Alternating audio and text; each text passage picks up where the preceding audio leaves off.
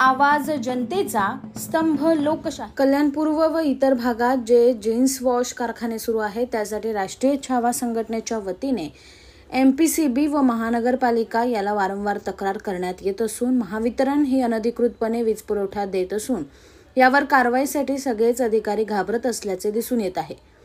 नक्की यावर कारवाई का होत नाही यासाठी केमिकलयुक्त पाणी नदी व उपनदी यात सोडले जाणारे पाणी याला कोण जबाबदार आहे याबद्दल राष्ट्रीय छावा संघटनेचे निखिल गोळे यांनी याबद्दल काय म्हटले ते पाहूया। नमस्कार सर्वांना, जय शिवराय।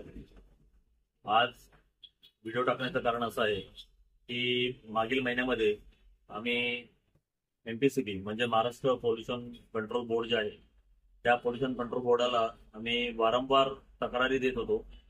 उल्हास नदी आहे आणि त्याचे जे उपनदी आहेत त्याच्यामध्ये ज्या जीन्स वॉश कारखान्यांमधनं ज्या केमिकल सोडले जातात, कलर सोडले जातात, त्याबाबत आम्ही त्यांना वारंवार तक्रारी दिलेल्या होत्या। तसेच अंबरनाथमध्ये काही ज्या फॅक्टऱ्या चालू आहेत त्यांच्यामध्ये स्फोट घडलेले आहेत, कधी त्यांच्यामध्ये जीवितहानी झालेली आहे, त्याबद्दल पण आम्ही त्यांना तक्रार दिलं। पण एमपीसीबी तातडीमात्र कारवाई आणि कागदोपत्री वेळोवेळी घोडे नाचवत आम्हाला कारणे दाखवत होते। त्यामुळे आम्ही मागच्या महिन्यामध्ये 23 तारखेला एमपीसीबी येथे ठिय्या आंदोलन केलं आणि ठिय्या आंदोलनाच्या नंतर त्यांनी आम्हाला लेखी स्वरूपात पत्र दिलं की येणाऱ्या 10 दिवसांमध्ये आम्ही पुन्हा कारवाई करतो आणि जे कारखाने चालू झाले त्यावर बंद करतो।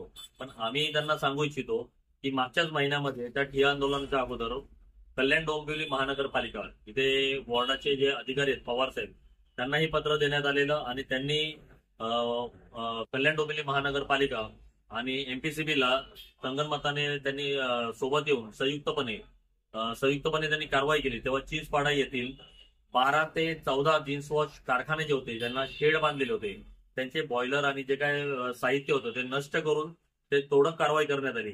पण 10 दिवसाच्या नंतर त्या 14 कारखान्यांच्या व्यतिरिक्त आता तिथे 30 कारखाने झाले आणि आम्ही त्यांना पर्यावरण विभागाला सांगू इच्छितो ते स्वतःची जी जबाबदारी ती दरवेळेला झटकायचा प्रयत्न करतात आणि त्यांनी त्याचं सगळं जे खापर आहे ते महावितरण जे आहे त्या महावितरणावर फोडलं।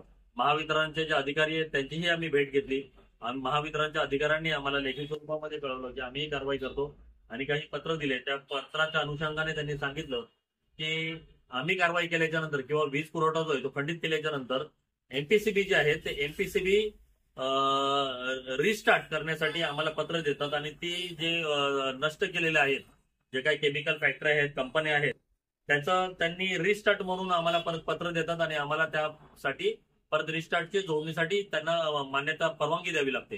तर आम्ही त्यांना सांगू इच्छितो एमपीसीबी असेल, महाराष्ट्र पोल्युशन कंट्रोल बोर्ड असेल किंवा महावितरण कंपनी असेल, जर येणाऱ्या काळामध्ये 10 दिवसाच्या आतमध्ये सांगितल्याप्रमाणे तुम्ही कारवाया नाही केल्या आणि हे जे प्रदूषण पसरवणाऱ्या कंपन्या आहेत त्यांच्यावरती कारवाई नाही केल्या, त्यांचा वीज पुरवठा खंडित नाही केला, त्यांचं पाणी बंद नाही केलं किंवा तुम्ही त्या महाराष्ट्र पोल्युशन कंट्रोल बोर्डाच्या अधिकाऱ्याने तुम्ही ते सगळं नष्ट नाही केलं तर याच्यापेक्षा उग्र आंदोलन आम्ही करू आणि तुमच्या दारात बसू, कोणाला आतमध्ये येऊन देणार नाही आणि आपल्या अधिकाऱ्यांना बाहेर जाऊन देणार नाही।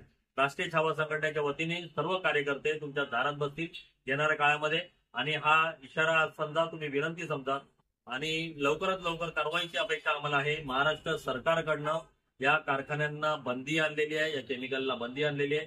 तुम्ही महाराष्ट्र सरकारच्या अधिपत्याखाली काम करता, ही तुमची जबाबदारी आहे।